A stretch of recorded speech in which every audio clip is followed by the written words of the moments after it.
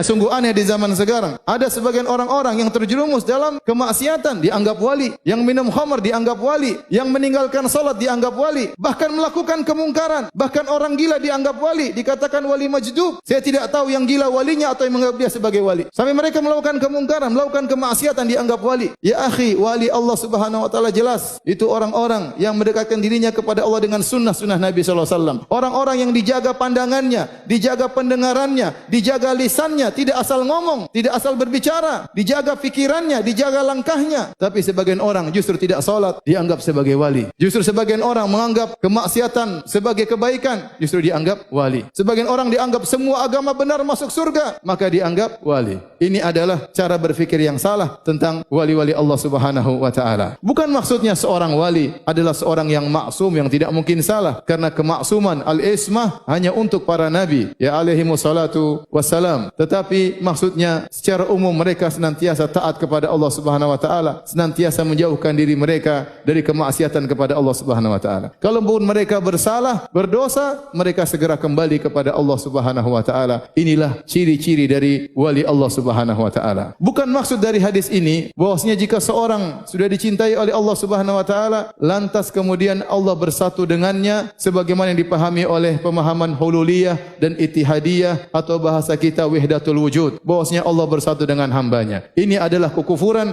dan ini adalah kesyirikan. Hadis ini maksudnya aku menjadi pendengarannya, maksudnya Allah membimbing pendengarannya. Aku menjadi penglihatannya, maksudnya Allah membimbing penglihatannya. Makanya dalam riwayat yang lain Allah berkata, fabi yasma'u, dengan aku dia mendengar. Fabi yubsiru, dengan akulah dia melihat. Artinya dengan bimbingan Allah Subhanahu wa taala. Kenapa? Karena dalam hadis ini Allah menetapkan ada Allah, ada hamba. Ada yang meminta, ada yang mengabulkan. Ada yang minta perlindungan, ada yang melindungi. Ada yang beribadah, ada yang diibadahi. Berarti Allah bukanlah hamba. Maka sungguh sesat orang-orang yang menyangka hadis ini menunjukkan adanya manunggaling kawula Gusti, adanya persatuan antara hamba dengan Tuhan, sehingga mereka mengatakan wal abdu rabbun wa rabbu abdun, hamba adalah Tuhan, Tuhan adalah hamba, sebagaimana yang diucapkan oleh Ibnu Arabi yang tersesat dalam pembahasan ini. Semoga Allah Subhanahu wa taala menjadikan kita menjadi wali-walinya, penolong agamanya, dan semoga Allah Subhanahu wa taala mengampuni dosa-dosa kita, dan semoga Allah Subhanahu wa taala masukkan kita dalam surganya.